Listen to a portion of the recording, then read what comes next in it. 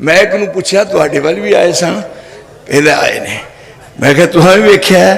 आंदे जी सारियां वेख्या है।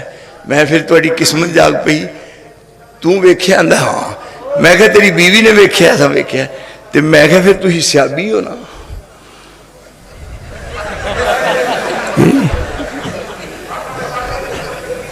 कहंदा नहीं। तो मैं फिर तुसीं अबू जहल दी नस्ल चों।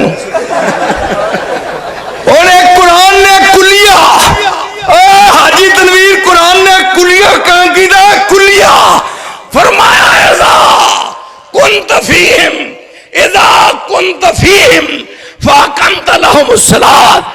मेरे नबी जदों तू होवे नमाज कोई ना पढ़ावे।